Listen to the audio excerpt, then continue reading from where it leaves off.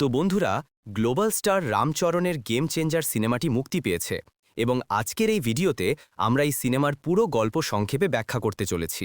তো চলুন কোনো রকম আজেবাজে কথা না বলে আজকের ভিডিও শুরু করা যাক। চলচ্চিত্রের শুরুতে আমরা রাজ্যের মুখ্যমন্ত্রীকে দেখি, যার শরীর ভালো যাচ্ছে না এবং তিনি ঘুমানোর সময় অদ্ভুত স্বপ্ন দেখেন। হঠাৎ সিএম নিজের ঘরে জ্ঞান হারিয়ে ফেলেন এবং তার লোকেরা তাকে কোনো মতে হাসপাতালে নিয়ে যায়, কিন্তু হাসপাতালে যেতেই সিএম মারা যান। এটি দেখে তার অধীনস্থ লোকেরা খুব খুশি হয় এবং পরের সিএম আমি হব বলে নিজেদের মধ্যে ঝগড়া শুরু করে। কিন্তু তখনই সিএমের হৃৎস্পন্দন আবার চালু হয়ে যায় এবং তাদের সিএম হওয়ার স্বপ্ন স্বপ্নই থেকে যায়। এরপর দৃশ্যে দেখানো হয় কিছু গুন্ডা চলন্ত ট্রেন থামিয়ে দিয়েছে এবং তারা ট্রেনের ভেতরে একজনকে খুঁজছে। তখনই আমাদের রামচরণের, যিনি ছবিতেও রাম নামে পরিচিত, প্রবেশ হয়। রাম কালেক্টর হিসেবে তার শহরে যাচ্ছিলেন, আর এই গুন্ডারা রামকে ধরার জন্য এসেছিল। কারণ রাম যখন আইপিএস ছিলেন তখন তিনি এই টাকলুর লোকের একটি গুটকার দোকানের সমস্ত মাল পুড়িয়ে দিয়েছিলেন এবং দোকান বন্ধ করে দিয়েছিলেন। সেই কারণে এই টাকলু রামের ওপর প্রতিশোধ নিতে চায়। কিন্তু রাম তাদের সবাইকে সেখানে ধোলাই করে এবং রেল লাইনে দড়ি দিয়ে বেঁধে দেয়।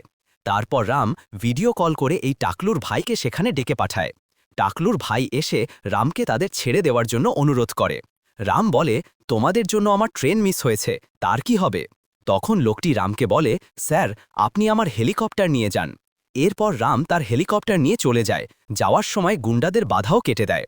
রাম তার বাড়িতে পৌঁছায় এবং পরিবারের সদস্যদের সাথে মিলিত হয়ে খুব খুশি হয়।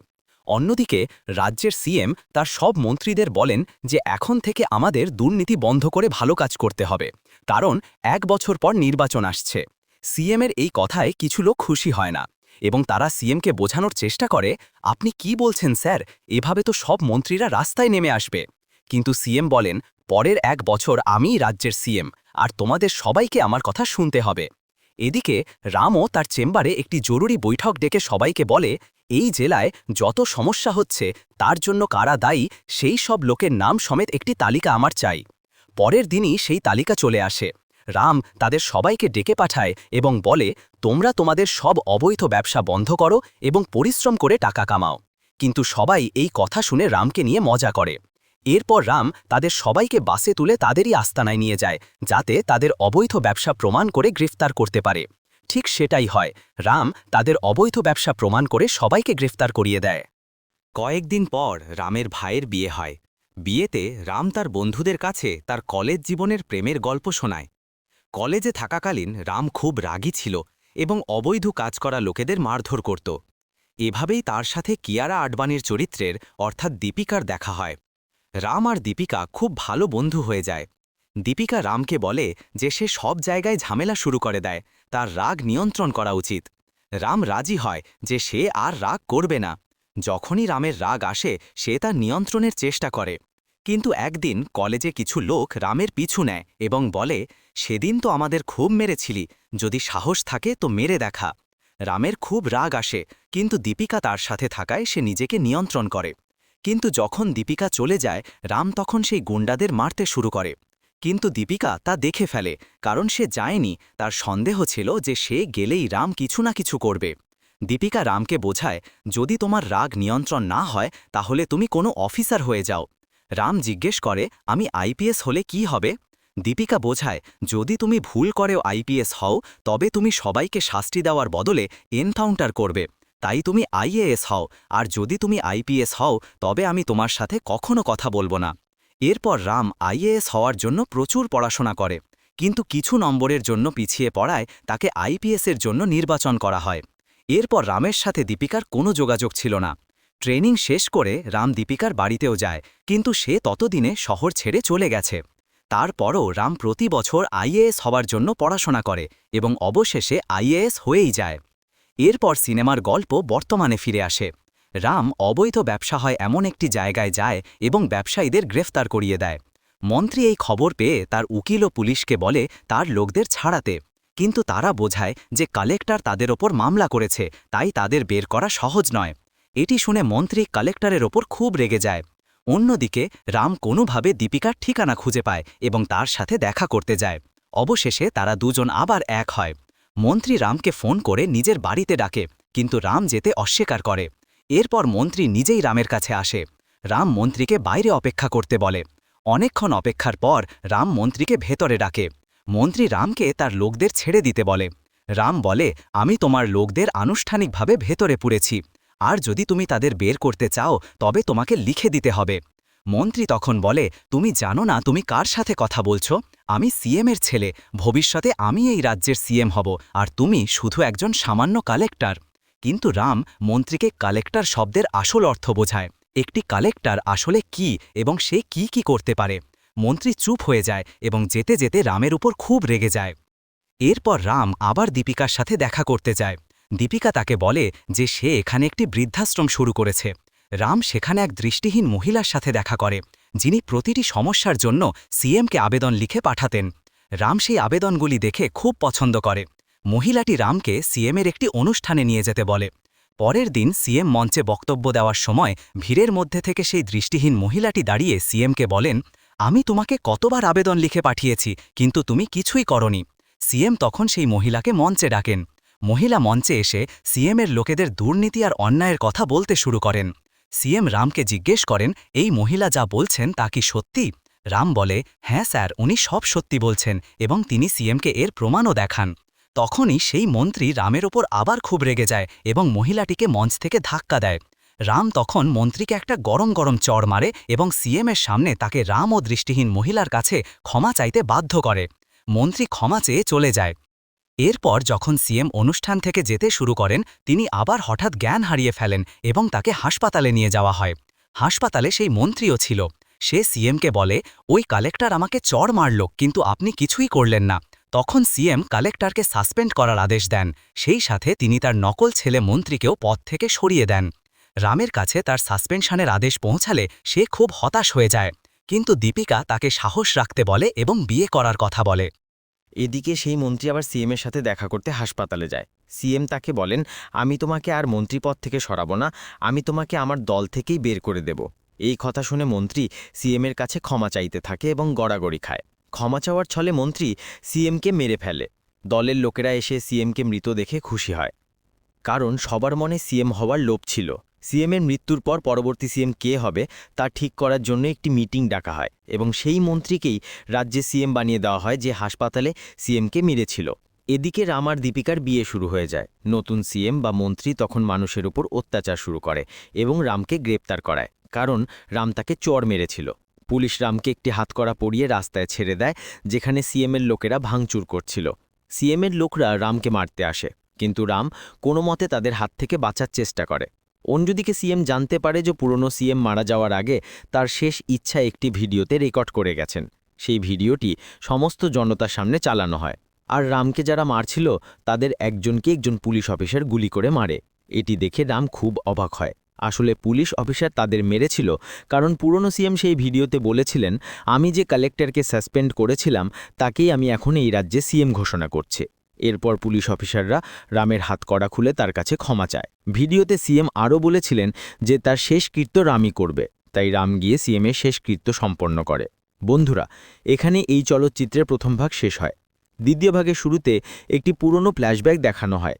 সেখানে রামের বাবার গল্প দেখা যায়, যিনি গ্রামে মানুষের ওপর অত্যাচারের বিরুদ্ধে আন্দোলন করতেন।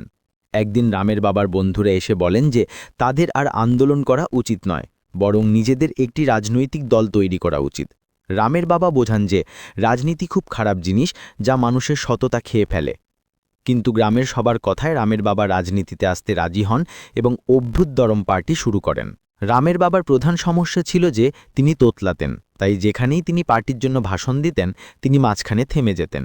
এরপর তিনি সিদ্ধান্ত নেন, এখন থেকে আমি বক্তৃতা দেব না, আমি শুধু পার্টির জন্য ভাষণ লিখব আর অন্য কেউ তা বলবে। প্রথমে সবাই মানতে না চাইলেও পরে রাজি হয়ে যায়।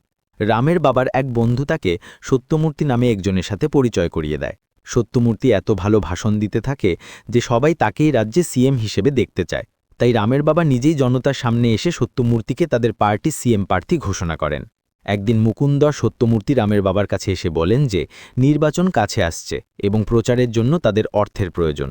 তারা জানায় অনেক বড় বড় লোক তাদের টাকা দিতে প্রস্তুত। এই লোকগুলো তারাই যাদের বিরুদ্ধে তারা আগে আন্দোলন করতেন।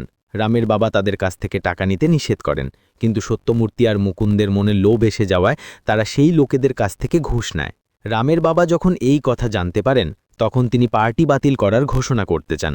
সত্যমূর্তি এবং মুকুন্দ এই কথা জানতে পারে। রাতের বেলা যখন রাম, তার বাবা এবং মা এক জায়গা থেকে বাড়ি ফিরছিলেন, তখন সত্যমূর্তি আর মুকুন্দ গুন্ডা পাঠিয়ে তাদের ওপর হামলা করায়। রামের বাবা চালাকি করে রাম এবং তার মাকে সেখান থেকে সরিয়ে দেন। কিছুক্ষণ পর সত্যমূর্তি আর মুকুন্দ সেখানে আসে। রামের বাবা তাদের বলেন, আমি তো কখনো কারো খারাপ চাইনি, তাহলে কেন কেউ আমাকে মারতে চাইবে? সত্যমূর্তি বলে, ভাইয়া, আপনার সততাই আপনাকে মেরে ফেলতে চাইছে। রামের বাবা তাদের বোঝান যে, ভাই, এসব বন্ধ করো, পার্টি বাতিল করে আমরা আবার ভাইয়ের মতো থাকব। কিন্তু সত্যমূর্তি তার কথা শোনে না এবং ছুরি বের করে তাকে হত্যা করে। সত্যমূর্তি মুকুন্দকেও সেখানে মেরে ফেলে, যাতে ভবিষ্যতে কেউ জানতে না পারে যে রামের বাবাকে সেই মেরেছিল। বর্তমানে রামের বাবার এক বন্ধু তাকে এই সমস্ত কথা জানায়। সে রামকে এও বলে যে সত্যমূর্তি তাকে সিএম বানিয়েছিল যাতে সে তার পাপের প্রায়শ্চিত্ত করতে পারে। এরপর রাম তার মায়ের সাথে দেখা করতে যায়। রামের মা সেই দৃষ্টিহীন মহিলাই ছিলেন। তার বাবার গল্প শুনে রাম বুঝতে পারে যে এ তার মা। রাম যখন সিএম হিসেবে শপথ নিতে আসে, তখন সেই টাকলু মন্ত্রী তাকে শপথ নিতে বাধা দেয় এবং বলে, পরের সিএম আমিই হব, আমি মরে গেলেও তোকে সিএম হতে দেব না। দলের সব মন্ত্রী রামকে বলে, স্যার, সত্যমূর্তিজি আপনাকে দলের উত্তরাধিকারী করে গেছেন, তাই আপনিই বলুন পরবর্তী সিএম কে হবে। রাম বলে, দলের সিএম এই টাকলুকেই বানিয়ে দাও। তারা টাকলুকে রামের ফাইলে সই করার কাগজও দেয়, কিন্তু টাকলু সেই কাগজ ছিঁড়ে ফেলে এবং রামের ফাইলে সইও করে না। এরপর টাকলু সব মন্ত্রী ও জনতার সামনে সিএম হওয়ার শপথ নেয়, কিন্তু সে সিএমের চেয়ারে বসতেই বিপদ ঘণ্টা বাজতে শুরু করে। নির্বাচন কমিশনের পক্ষ থেকে একটি চিঠি আসে যে পরের 2 মাসের মধ্যে নির্বাচন এবং এবার নির্বাচন অফিসার হয়ে আসছে রাম। রাম হেলিকপ্টারে করে নকল সিএমের বাড়ির বাইরে প্রবেশ করে তাকে বলে যে নির্বাচন না হওয়া পর্যন্ত তার কোনো ক্ষমতা নেই, সে কোনো অর্ডার পাস করতে পারবে না এবং কোনো ফাইলে সইও করতে পারবে না। অর্থাৎ রাম এখানে নকল সিএমকে জ্বালাতে এসেছিল এবং তাকে জ্বালিয়ে দিয়ে সে চলে যায়। রাম তার বাবার স্বপ্ন পূরণ করার জন্য নিজের একটি নতুন রাজনৈতিক দলও তৈরি করে। রাম সব অফিসারদের মিটিংয়ে ডাকে এবং সব দুর্নীতিবাজ ও ঘুষখোর অফিসারকে বদলি করিয়ে দেয়। নকল সিএমের সাথে মিলে থাকা অফিসারদেরও সে নকল সিএমের কাছে তাড়িয়ে দেয়। রাম এবার নির্বাচন কমিশনে শতভাগ সৎ অফিসারদের রাখে। এরপর সবাই তাদের পার্টির প্রচার করতে শুরু করে। রামও বিভিন্ন জায়গায় গিয়ে লোকজনকে বোঝায় যে টাকার জন্য কাউকে ভোট দেওয়া খুব খারাপ কাজ, এভাবে কারো কাছে নিজের ভোট দেওয়া উচিত নয়। কিন্তু লোকেরা রামের কথা বোঝে না। এটা দেখে রাম নতুন বুদ্ধি বের করে। সে লোকজনকে জিজ্ঞাসা করে, গতবার নেতারা তোমাদের কত টাকা দিয়েছিল? তারা বলে, স্যার 2000 টাকা। তখন রাম তাদের বলে, এইবার তোমরা 20,000 টাকা চাইবে। সবাই রামের কথা মেনে নেয়। অন্যদিকে নকল সিএম যখন লোকজনকে ঘুষ দেওয়ার প্রস্তুতি নিচ্ছিল, তখন তার কাছে খবর আসে যে এবার সব ভোটাররা 20,000 টাকা করে চাইছে। এটি শুনে সে প্রথমে অবাক হয়, তারপর ভাবে এবং অবশেষে 20,000 টাকা ঘুষ দিতে রাজি হয়ে যায়। আবার রাম ও নকল সিএম মুখোমুখি হয়। রাম তাকে বলে, নির্বাচন ঘোষণার পর আপনি কোনো সরকারি গাড়ি ব্যবহার করতে পারবেন না, কিন্তু আপনি সরকারি গাড়ি ব্যবহার করছেন, তাই আপনাকে নির্বাচন কমিশনে 25 লাখ টাকা জরিমানা দিতে হবে। যদি না দেন তবে আপনার মনোনয়ন বাতিল হয়ে যাবে। এখানেও রাম নকল সিএমকে চালিয়ে চলে যায়। নির্বাচন আসা পর্যন্ত রাম এভাবেই নকল সিএমকে জ্বালাতে থাকে এবং নকল সিএমের ভাইয়ের নির্বাচনের মনোনয়ন বাতিল করে দেয়, কারণ রাম তার টাকা ভর্তি একটি ট্রাক হাতে নাতে ধরে ফেলেছিল। অবশেষে কয়েক মাস পর নির্বাচন আসে। যেখানে নির্বাচন হচ্ছিল সেখানে একটি বোমা বিস্ফোরণ হয়। রাম সেখানে এসে ভাবে, কে এই বোমা বিস্ফোরণ করেছে? তখনই নকল সিএম আসে এবং রামকে বলে, আমি এমনি আরও 7টি আলাদা জায়গায় বোমা রেখেছি। আমার লোকেরা এসে জাল ভোট দেবে, আর যদি তুমি তাদের আটকানোর চেষ্টা করো তাহলে আমি আবার বোমা বিস্ফোরণ করব। এই বলে নকল সিএম চলে যায়। কিছুক্ষণ পর রামের কাছে বিভিন্ন জায়গা থেকে কল আসতে শুরু করে। তার কর্মীরা জানায়, স্যার, অনেকে দল বেঁধে জাল ভোট দিতে আসছে, আপনি বললে আমরা তাদের গ্রেফতার করি। কিন্তু রাম বাধ্য হয়ে তাদের গ্রেফতার করতে নিষেধ করে। এরপর নকল সিএম এবং রাম আবার মিলিত হয়। নকল সিএম রামকে বলে যে সে কোথাও বোমা রাখেনি। তার এই কথা শুনে রাম হাসতে থাকে, কারণ সেও জাল ভোট দেওয়া সমস্ত লোককে ধরে ফেলেছে এবং যেখানে যেখানে জাল ভোট দেওয়া হয়েছিল সেখানে রাম পুনর্নির্বাচন করাবে। রাম নকল সিএমকে এই কথা বলে, যা শুনে সে চুপ হয়ে যায়। কিন্তু নকল সিএম নির্বাচন কমিশনে গিয়ে সেখানকার প্রধানকে রামের বাবা মায়ের ছবি দেখায় এবং বলে এর বাবার পার্টি এখন নির্বাচনে লড়ছে, তাহলে এ নির্বাচন অফিসার হতে পারে কি করে। সে রামকে তার পদ থেকে সরিয়ে দেওয়ার অনুরোধ করে। কিন্তু রাম বলে, স্যার, আইনত এরা আমার বাবা মা নন। তখন নকল সিএম বলে, যদি এরা তোমার বাবা মা না হয় তবে তা প্রমাণ করো। রাম তখন বলে, তারা তো আর বেঁচে নেই। কিন্তু নকল সিএম বলে, তোমার মা তো বেঁচে আছেন।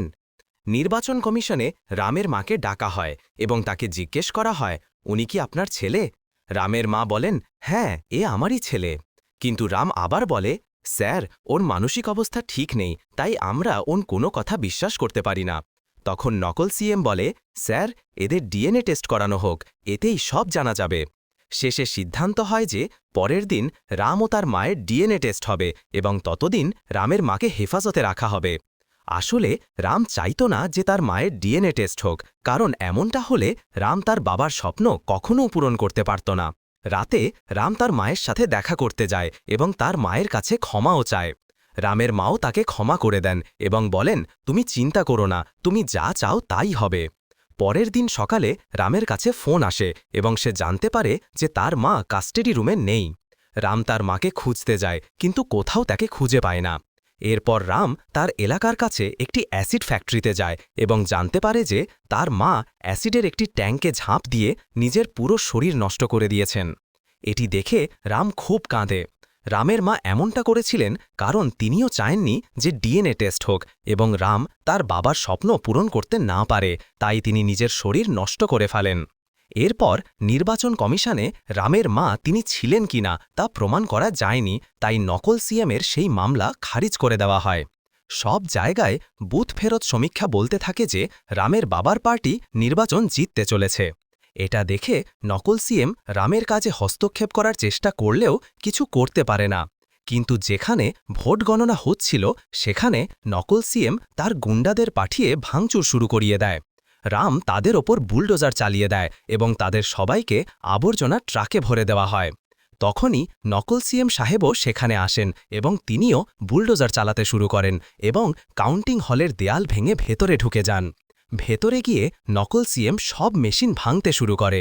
এই ঘটনার পর রাম বলে, ভেতরে সে যত মেশিন ভেঙেছে সে সবের ভোট তার পার্টিতে যোগ করে দাও। রাম এমনটা করেছিল কারণ তার নিজের ওপর বিশ্বাস ছিল যে এত ভোট তার পার্টিতে গেলেও সে নির্বাচন জিততে পারবে না।